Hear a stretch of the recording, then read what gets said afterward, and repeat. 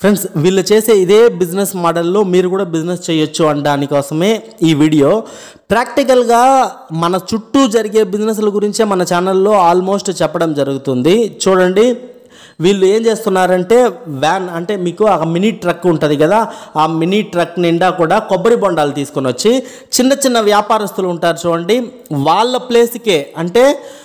ప్లేస్కే వెళ్ళి వాళ్ళకి ఇప్పుడు వాళ్ళకి ఒక 100 కాయలు 200 కాయలు కావాలనుకోండి, కొబ్బరి బొండాలు ఒక 200 కావాలనుకోండి, అక్కడ 100-200 దించేసి మళ్ళీ వేరే పాయింట్, అలాగా చుట్టుపక్కల పాయింట్ మొత్తం కూడా తిరిగి ఎక్కడెక్కడైతే చిన్న చిన్న వ్యాపారులు ఉంటారో వాళ్ళకి డైరెక్ట్గా వాళ్ళ ప్లేస్కే వెళ్ళి సప్లై ఇస్తున్నారు, అమౌంట్ తీసేసుకుంటున్నారు.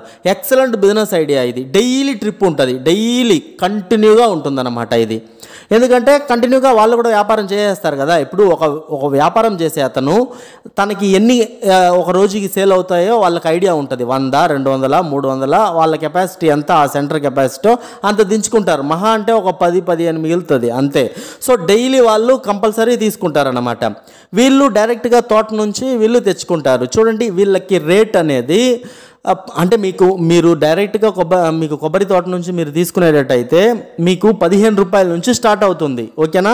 సో ఆ సైజ్ క్వాలిటీని బట్టి రేట్స్ అనేవి మారుతూ ఉంటాయి, అవన్నీ కామనే. ఓకే, మనం బయట ఇప్పుడు ఒక కొబ్బరి బొండం మంచి పెద్దది తాగాలంటే మినిమం 70 నుంచి 80 తీసుకుంటున్నారు.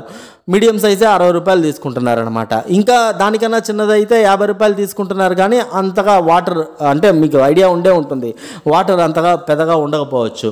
సో ఇది ఎందుకు చెప్తున్నానంటే మంచి ప్రాఫిటబుల్ బిజినెస్ ఇది. మీరు తీసుకొని వచ్చి సప్లై ఇవ్వమని చెప్తున్నాను. కాయకి 5 రూపాయలు మార్జిన్ పెట్టుకున్నా కూడా పర్ డే మీరు ఒక 5,000 కాయలు మీరు ఈ విధంగా డైలీ సప్లై ఇస్తున్నారంటే ఆటోమేటిక్గా 25,000 రూపాయలు పెర్ డేనే ఉంటుంది. నేను ట్రాన్స్పోర్ట్ అన్ని పోను చెప్తున్నా. ఓకేనా? సో మీకు మొత్తం కూడా మనకి కొబ్బరి బొండాలు అంటేనే మన సౌత్లో చూసుకుంటే కేరళ, కర్ణాటక, తమిళనాడు, ఆంధ్రప్రదేశ్లోనే ఉందన్నమాట. ఓకేనా? ఇండియా మొత్తానికి ఇక్కడ నుంచే సప్లై అవుతుంది, ఇండియా మొత్తానికి. కనుక ఏపీలో అంటే గోదావరి జిల్లాలు, మీకు కోనసీమ, గోదావరి జిల్లాలో మొత్తం కూడా కొబ్బరి అనమాట. మీకు కొబ్బరి తోటలే, అక్కడ నుంచి మీకు A to Z సప్లై ఇస్తూ ఉంటారు అన్ని ప్రాంతాలకి. మీకు హైదరాబాద్కైనా ఇక్కడ నుంచి రావాల్సిందే. ఓకేనా? కనుక మంచి ప్రాఫిటబుల్ బిజినెస్. మీరు వెళ్ళి మాట్లాడుకోండి మీ ఇక్కడ ట్రాన్స్పోర్ట్ నేను ఎగ్జాక్ట్ చెప్పలే అంటే ఎంత రేట్ అనేది, ఎందుకంటే మీరు ఏ ప్రాంతంలో చేయబోతున్నారో నాకు ఐడియా లేదు కదా. ఇప్పుడు మీది నిజామాబాద్ అనుకోండి, నిజామాబాద్కి ఇప్పుడు కోనసీమ నుంచి ఒక రేట్ ఉంటుంది ట్రాన్స్పోర్ట్. అంటే నిజామాబాద్ వరకు మీరు తీసుకొని వెళ్ళాలి అంటే పెద్ద మొత్తంలో తీసుకోవాలి, లారీ లోడ్ అలా తీసుకొని వెళ్తేనే. ఓకేనా? సో అదే చెప్తున్నాను కదా, మీరు ఎంత డిస్టెన్స్ పెరిగే కొద్దీ అన్ని ఎక్కువ కొబ్బరి బొండాలు తీసుకోవాలి.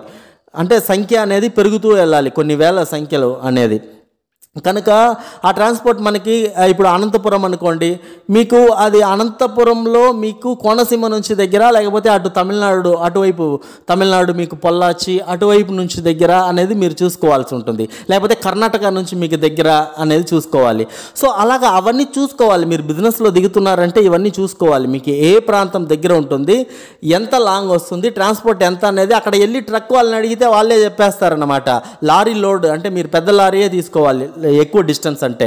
అక్కడ చిన్న చిన్న వ్యాపారులకి కంటిన్యూగా డైలీ లారీలు వస్తాయి. ఇప్పుడు మీరు విజయవాడ చూసుకుంటే విజయవాడ మీకు డిమార్ట్ రోడ్లో మీకు అలంకార్ బ్యాక్ సైడ్ కంటిన్యూగా లారీ వచ్చి దిగుతూ ఉంటాయి, డైలీ లారీలు వస్తాయి అన్నమాట. ఏది కొబ్బరి బొండాలు.